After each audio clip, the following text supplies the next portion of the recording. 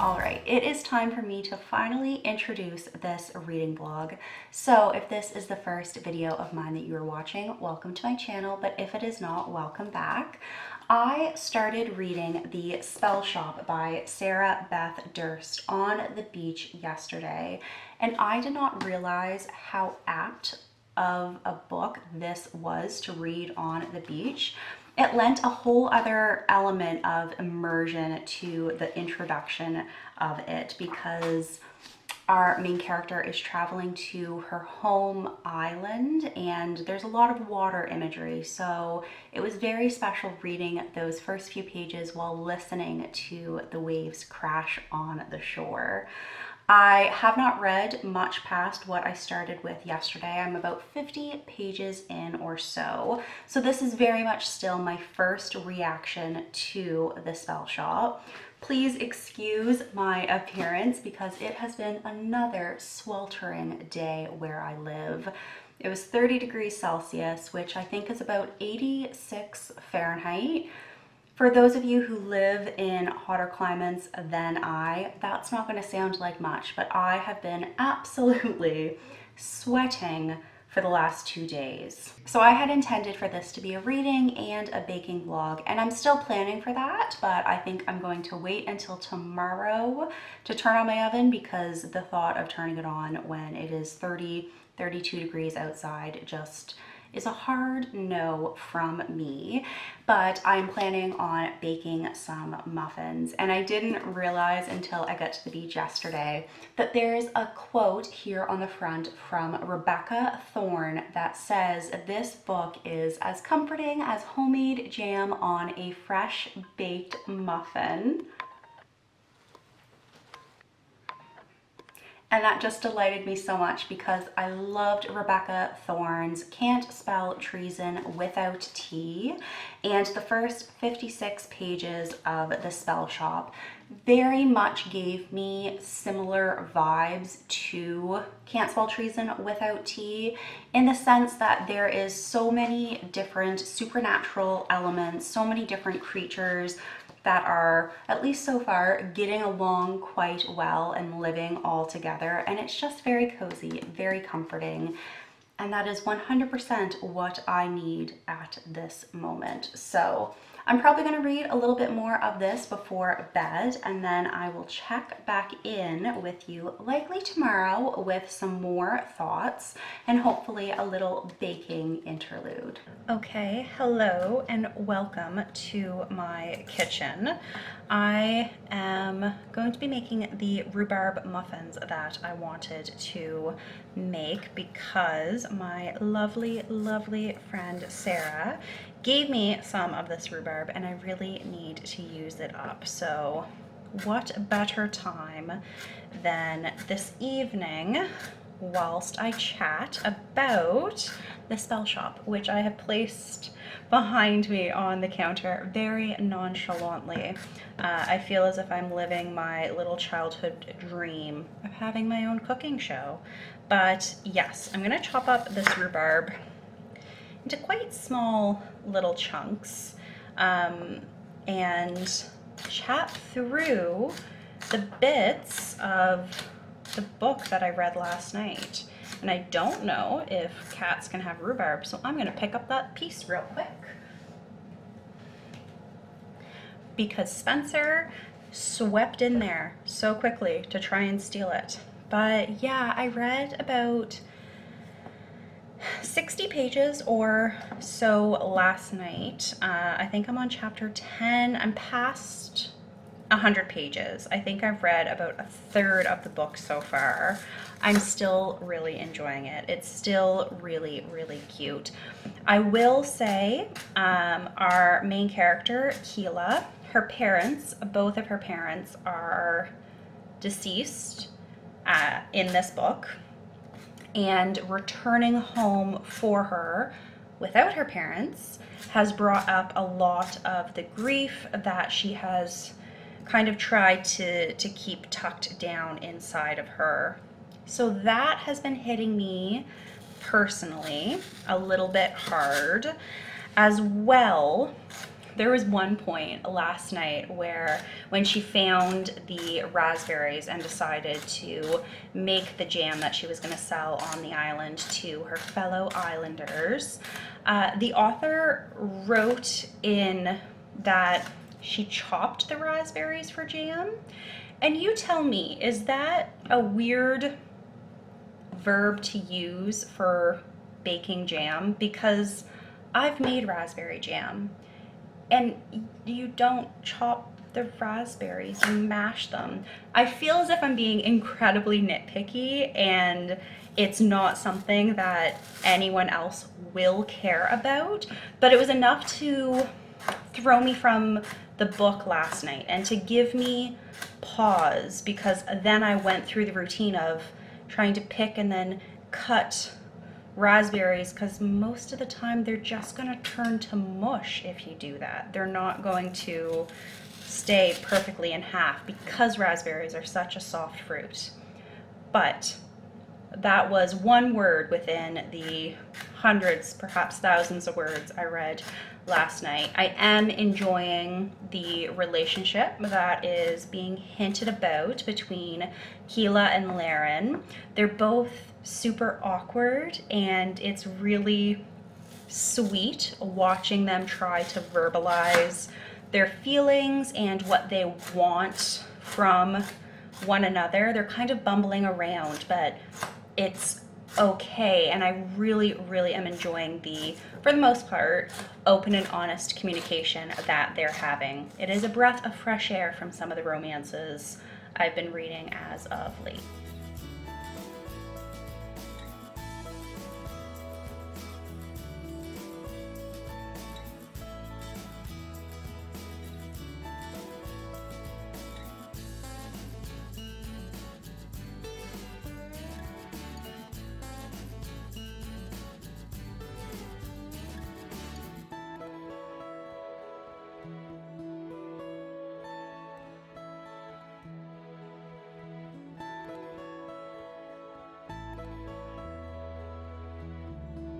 But winding back to what this reading blog is all about, the Spellshop, like I've already said, I am enjoying it so far. It is quite light-hearted. There is a little bit of a threat, and I do know that this is the first book in a series, and I haven't actually gone far enough ahead to see if the second book follows the same characters or follows new characters, because I've been spoiled by that in the past. Or rather, I have read spoilers by doing that in the past.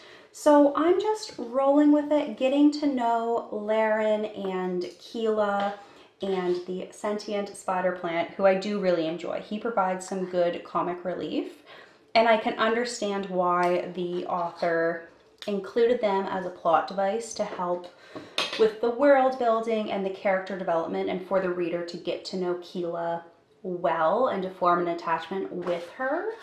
I think I might have already said this, but I am very excited to see how Keela and Laren's relationship evolves and how they learn to interact with one another, because it feels like it's going to be really wholesome, which I think is something that I need right now, especially in a comforting romance book. So I have basically filled these. I just need to add the streusel topping. So I'll let you know what they look like when they come out of the oven.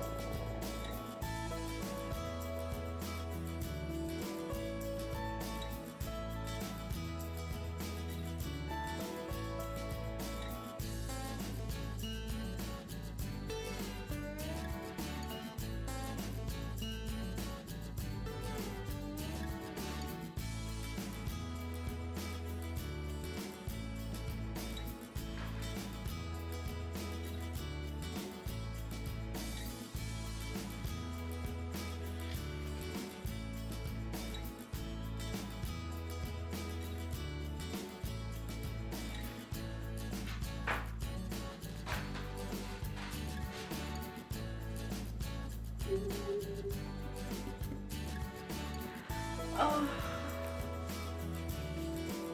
this is so good.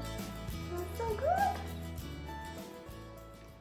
All right, it is time for me to wrap this reading vlog up and share my final thoughts about the Spellshop by Sarah Beth Durst.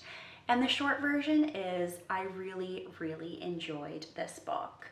I gave it 4 stars and I found it to be a really whimsical, entertaining, lighthearted, fun, enjoyable, cozy read. It was the perfect beach read. It was the perfect palette cleanser, a great summer fantasy read in my opinion. My only critique or hesitation surrounding it, I guess, would be the romance. I didn't fully buy into the romance. I adored our 2 characters and they did have me kicking my feet and squealing a little bit, but it felt very rushed in a way. Our characters are quite awkward, both with one another and sometimes with the folks surrounding them. Therefore, the way that their relationship developed or the way that their feelings for one another developed felt very nothing and then all in, even though I did enjoy their relationship. There was just something about it that didn't quite click for me, but I found the Spellshop to be much more about the power of friendship and the power of companionship and the power of belonging more than about the power of love. It's very much a closed-door romance. There's only a few kisses that take place on the page, but this for me was so much more about the friendships that Keela creates and cherishes during her time back on the island, the people she meets and the relationships that develop with those folks that teach her that she belongs and that it's important to belong and it's important to have that support network.